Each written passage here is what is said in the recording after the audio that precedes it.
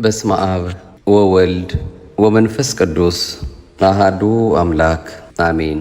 ሰላም ንዓኹም ይኹን። ንሎሚ ዘደንቕን እሙንን ህይወትን አገልግሎትን ሐዋርያ ጴጥሮስ ምስ ጎይታ ዝነበሮ ምልላይ ክሳብ እሙን አገልግሎቱን ሰማዕትነቱን ዝሓዘ 25 ሕቶታትን መልስታትን ሒዝናልኩም ቀሪብና ኣለና። እዞም ሕቶታት ንመንፈሳዊ ህይወትኩም ዘዕብዩን ዝሃንጹን እዮም።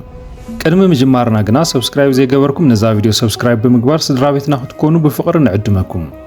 ነዛ ቪድዮ ላይክ ምግባሩን አይትረስዑ። ነዛ ቪድዮ እንተፈቲኹማ ድማ ንኻልኦት ክትበጽሕ ሼር ግበርዋ።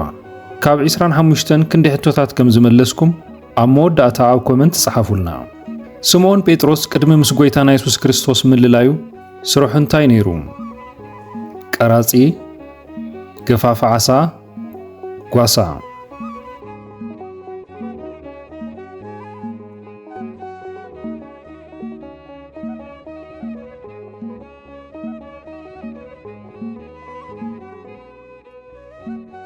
መልሱ ገፋፍ ዓሳ እዩ። ስምዖን ጴጥሮስ ሓው እንድርያስን ኣብ ባሕሪ ገሊላ ገፈፍቲ ዓሳ ነበሩ።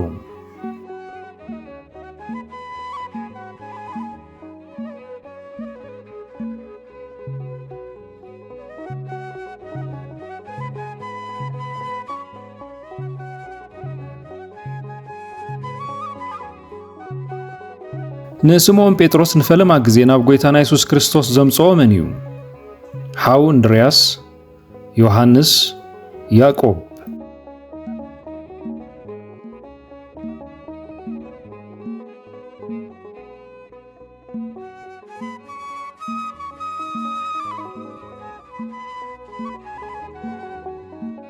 መልሱ ሓው እንድርያስ እዩ። እንድርያስ ንፈለማ ግዜ ንጎይታና ኢየሱስ ክርስቶስ ምስ ረኸቦ ንሓው ስምዖን ነቲ መሲሕ ረኺብናዮ ኢሉ ናብ ጎይታና ኢየሱስ ክርስቶስ ኣምጺእዎ እዩ።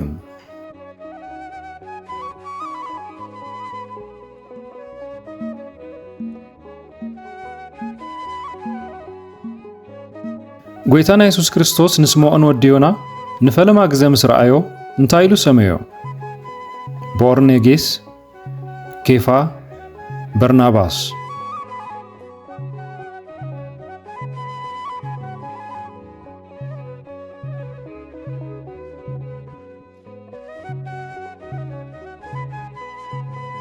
መልሱ ኬፋ ወይ ድማ ጴጥሮስ ማለት እዩ።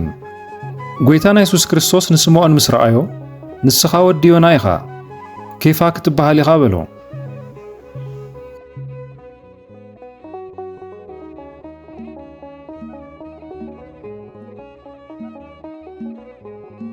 ጎይታና ኢየሱስ ክርስቶስ ንጴጥሮስን እንድርያስን ክጽውዖም ከሎ እንታይ ክገብረኩም እየ በሎም?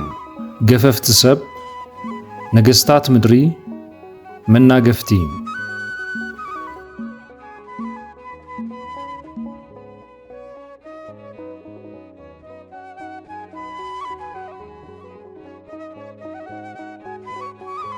መልሱ ገፈፍቲ ሰብ እዩ።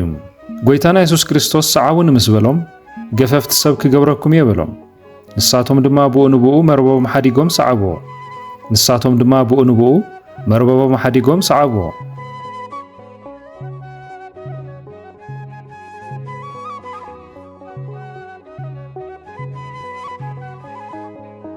ጎይታና ኢየሱስ ክርስቶስ ናብ ቤት ጴጥሮስ ምስ ኣተወ ንመን እዩ ካብ ብርቱ ዓሶ ዘሕወያ? ጓል ጴጥሮስ፣ ሓማት ጴጥሮስ፣ ሰበይቲ ጴጥሮስ።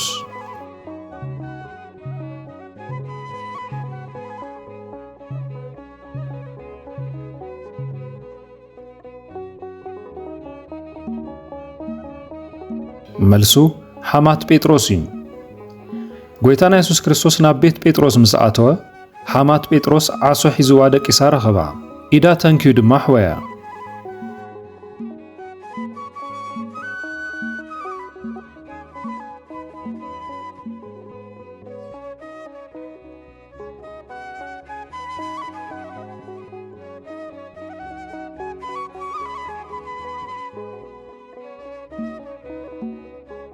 ጎይታና ኢየሱስ ክርስቶስ ብዘይካኡ ክልተ ሐዋርያት ጥራይ ሒዙ ናብ በሪኽ ከረን ዝደየበ እቶም ሰለስተ መን እዮም ነይሮም? ጴጥሮስ፣ ያዕቆብ፣ ዮሐንስ፣ ጴጥሮስ፣ ፊልጶስ፣ ቶማስ፣ ጴጥሮስ፣ እንድርያስን ማቴዎስን።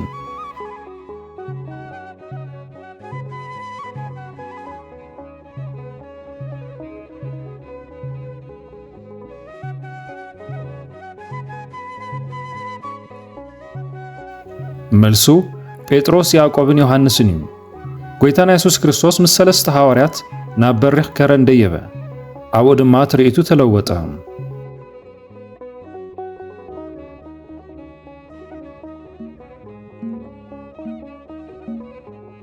ጎይታና ኢየሱስ ክርስቶስ ኣብ ልዕሊ ማይ ክስጉም ከሎ ካብ ጀልባ ወሪዱ ኣብ ልዕሊ ማይ ክኸይድ ዝፈተነ መን እዩ?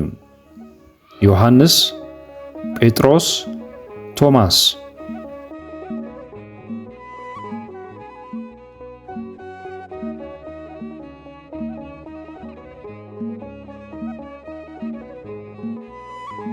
መልሱ ጴጥሮስ እዩ። ጴጥሮስ ጎይታይ ንስኻ እንተኾይንካስ ብልዕሊ ማይ ናባኻ ክመጽእ ኣዝዘኒ በለ እሞ ኣብ ልዕሊ ማይ ሰጎመ።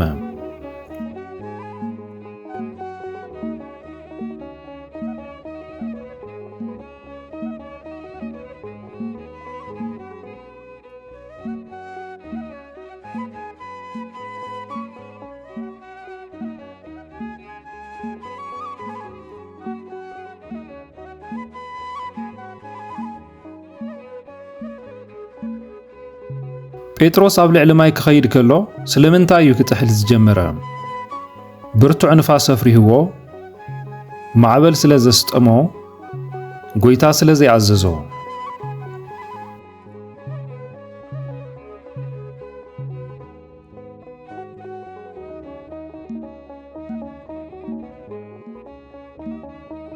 መልሱ ብርቱዕ ንፋስ ርእዩ ስለ ዝፈርሀ እዩ። ጴጥሮስ ነቲ ብርቱዕ ንፋስ ምስ ረኣየ ፈርሀ። ክጥሕል ምስ ጀመረ ድማ ጎይታይ ኣድሕነኒ ኢሉ ጨደረ።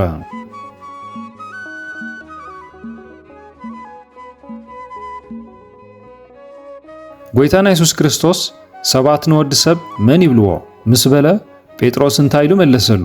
ንስኻ ክርስቶስ ወዲ ሕያው ኣምላኽ ኢኻ፣ ንስኻ ካብ ነቢያት ሓደ ኢኻ፣ ንስኻ ዮሐንስ መጥምቕ ኢኻ።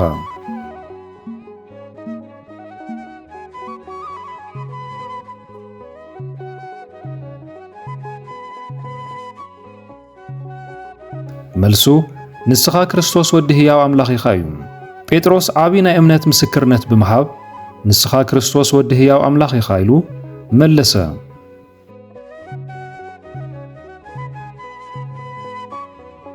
ጴጥሮስ ንስኻ ክርስቶስ ኢኻ ምስ በሎ ጎይታና ኢየሱስ ክርስቶስ ንጴጥሮስ እንታይ ክህበካ እየ በሎ? መፍትሕ መንግሥተ ሰማያት፣ መፍትሕ ሞትን ሕይወትን፣ መፍትሕ ሰረገላ ሓዊ።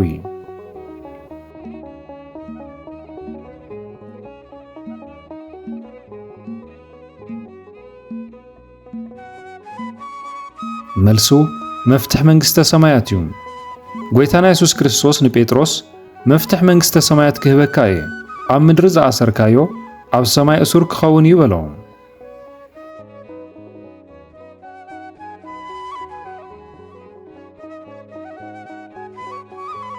ጴጥሮስ ንስኻ ክርስቶስ ኢኻ ምስ በለ ጎይታና ኢየሱስ ክርስቶስ ክሳቐን ክመውትን ከም ዘለዎ ምስ ተዛረበ ጴጥሮስ እዚኣስ ኣይትርከብካ ብምባሉ ጎይታ እንታይ ኢሉ መለሰሉ? ሰይጣን ካባይ ርሓቕ፣ ጽቡቕ ሓሲብካለይ ካብ እምነትካ ጐዲልካ።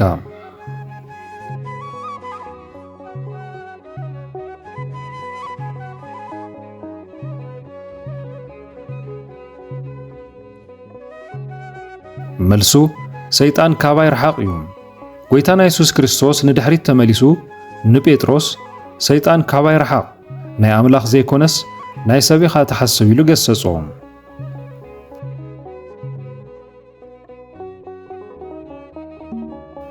ጎይታና ኢየሱስ ክርስቶስ ኣብ ድራር ጎይታ እግሪ ሐዋርያት ክሓጽብ ከሎ እግረይሲ ከቶ ይትሓጽበንን ኢኻ ዝበለ መን እዩ?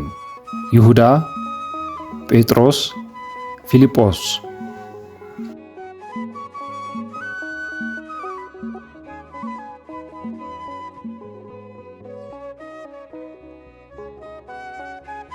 መልሱ ጴጥሮስ እዩ። ጴጥሮስ ብትሕትና ጎይታ ተደናጊጹ ኣይትሓጽበንን ምስ በለ ጎይታና ኢየሱስ ክርስቶስ እንተዘይሓጸብኩኻስ ምሳይ ዕድል የብልካን በሎ።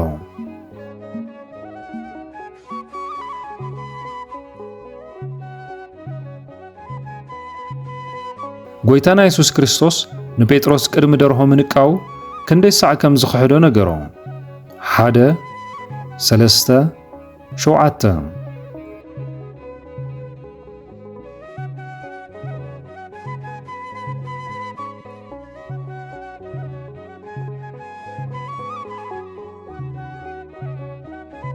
መልሱ ሰለስተ እዩ። ጎይታና ኢየሱስ ክርስቶስ ንጴጥሮስ ሎሚ ለይቲ ደርሆ ከይነቀወ 3 ሰዓት ክትክሕደኒ ኢኻ ኢሉ ተዛረቦ።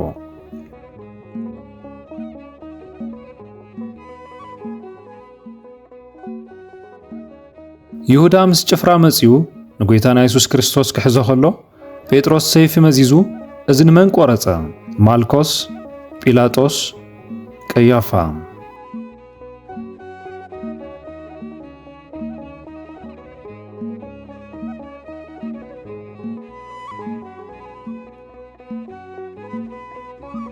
መልሱ ናይ ማልኮስ እዝኒ ወይ ድማ ናይቲ ባርያ ሊቀ ካህናት እዩ። ስሞን ጴጥሮስ ብዝሓዞ ሰይፊ ንባርያ ሊቀ ካህናት የማነይቲ እዝኑ ቆረጾ። እቲ ባርያ ማልከስ ይበሃል ነይሩ።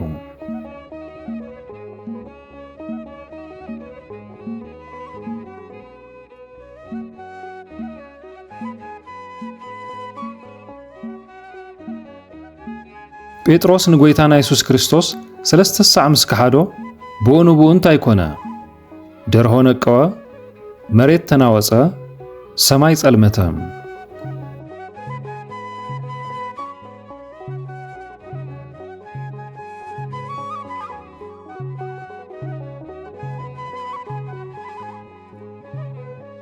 መልሱ ደርሆ ነቀወ እዩ።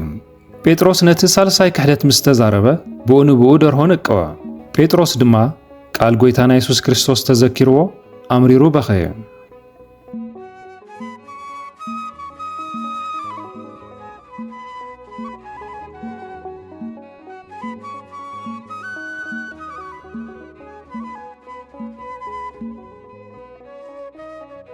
ጎይታና ኢየሱስ ክርስቶስ ካብ ሙታን ተንሲኡስ ማርያም መግደላዊት መቃብር ጥራይ ከም ዘሎ ምስ ነገረቶም ናብ መቃብር ብጉያ ዝቐደመ መን እዩ?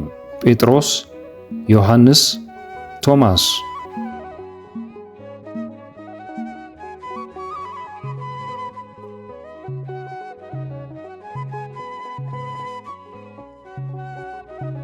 መልሱ እቲ ጎይታ ዘፍቅሮ ወደ መዝሙር ዮሐንስ እዩ። ጴጥሮስን ዮሐንስን ብሓባር ጎየዩ። ዮሐንስ ግና ንጴጥሮስ ቀዲምዎ ናብ መቃብር በጽሐ። ጴጥሮስ ግና ቀዲሙ ናብ ውሽጢ መቃብር ኣተወ።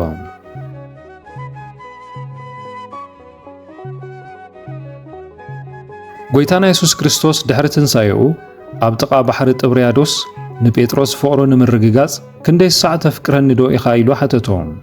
1 2 3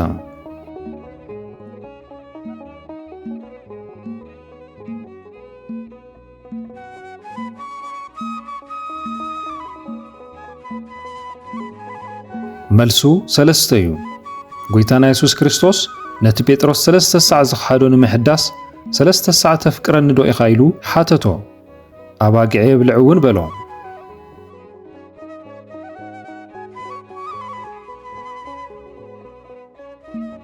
ብመዓልቲ መንፈስ ቅዱስ ተንሲኡ ፈላማይ ዓብይ ስብከት ዝሰበኸ ሐዋርያ መን እዩ? ጳውሎስ፣ ጴጥሮስ፣ እስጢፋኖስ።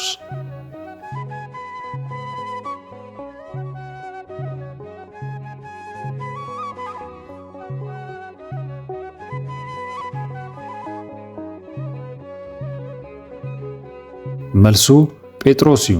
ጴጥሮስ ምስቶም 11 ቆመ።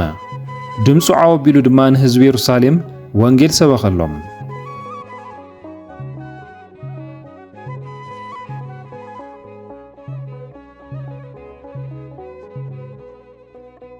ጴጥሮስ ብስም ጎይታና ኢየሱስ ክርስቶስ ንፈለማ እዋን ተኣምራው ዝገበረሉ ቦታ ኣብ ደገ መቕደስ ኮይኑ ዝልምን ዝነበረ መን እዩ? መጻጉዕ ሰብኣይ፣ ዕውር ሰብኣይ፣ ለምጻም ሰብኣይ።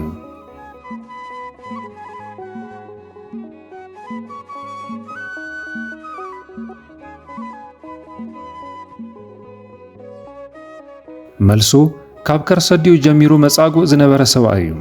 ጴጥሮስ ወርቅን ብሩርን የብለይን፣ እቲ ዘለኒ ግን ይህበካ፣ ብስም ጎይታና ኢየሱስ ክርስቶስ ናዝራዊ ተንስእ ሞኪድ በሎ።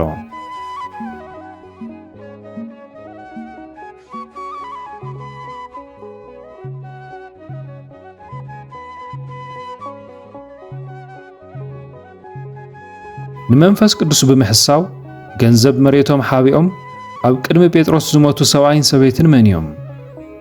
ሓናንያን ሰጲራን፣ ኣቂላን ጵርስቅላን፣ ፊልጶስን ማርታን።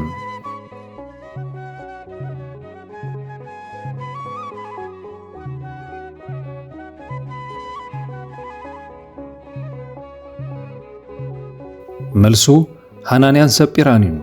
ሐናንያን ሰበይቱ ሰጲራን ካብ ዋጋት መሬት ሓቢኦም ንሐዋርያት ከታልሉ ምስ ፈተኑ ብቃል ጴጥሮስ ተገሲጾም ሞቱ።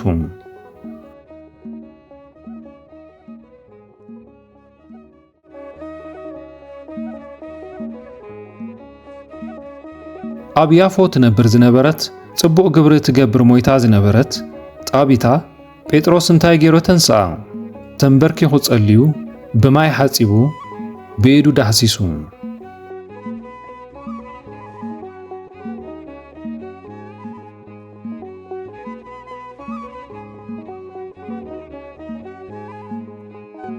መልሱ ተንበርኪኹ ጸልዩ እዩ።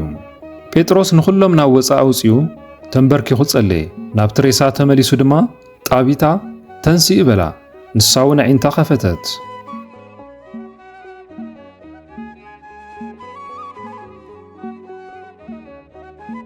ወንጌል ናብ ኣሕዛብ ንምብጻሕ ኣምላኽ ንጴጥሮስ ብራእይ ንጹህ ዘይኮኑ እንስሳታት ተውሪዱ ሕረድ እሞ ብላዕ ዝበሎ ናብ መን ምእንቲ ክኸይድ እዩ?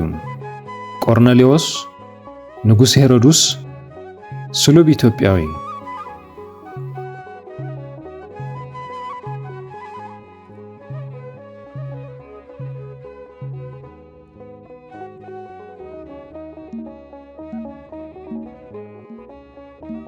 መልሱ ናብ ቆርኔሌዎስ እቲ ሓለቓ ሚእቲ እዩ።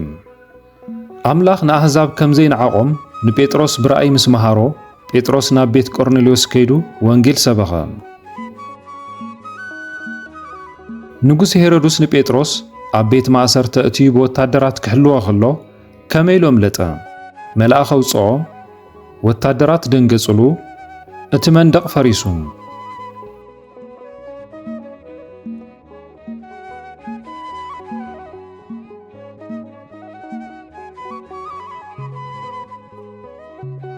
መልሱ መልአኽ እግዚአብሔር መጺኡ ሰንሰለቱ ፈቲሑ ጽይዎ እዩ። ጴጥሮስ ኣብ መንጎ ክልተ ወታደራት ደቂሱ ከሎ መልአኽ መጸ፣ ብርሃን ኣብቲ ቤት ማእሰር ተብርሀ፣ እቲ ሰንሰለት ድማ ካብ ኢዱ ወደቐ።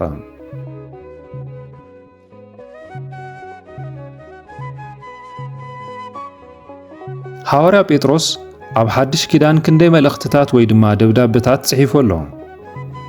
1 2 3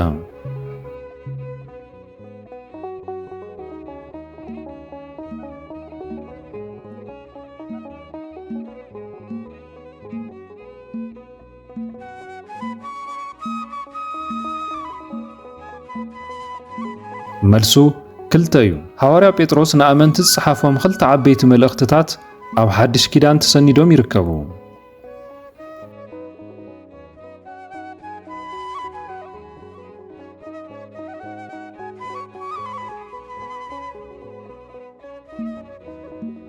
ጎይታና ኢየሱስ ክርስቶስ ንጴጥሮስ ብዛዕባ መወዳእታ ሕይወቱን ከመይ ኢሉ ከም ዝመውትን እንታይ ኢሉ ቀዲሙ ተንቢዩሉ ነይሩ። ኣእዳው ክዝርግሕ እዩ፣ ብሰይፊ ክቕተል እዩ፣ ብሕይወቱ ክዓርግ እዩ።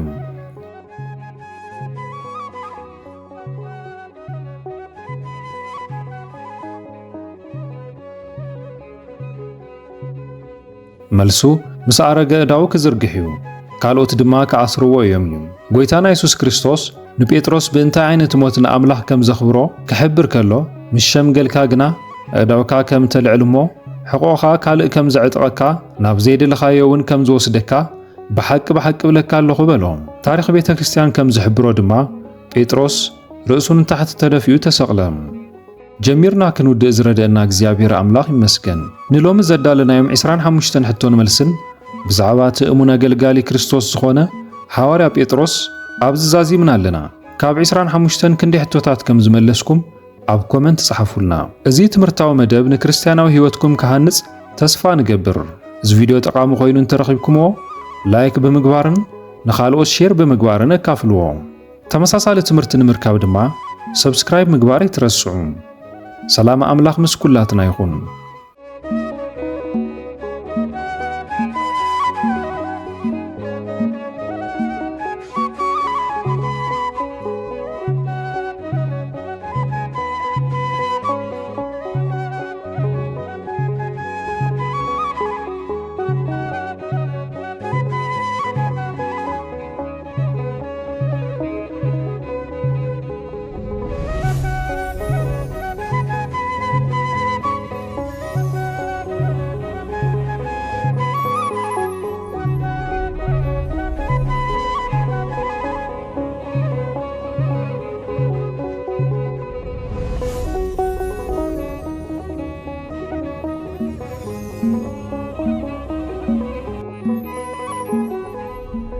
እዩ።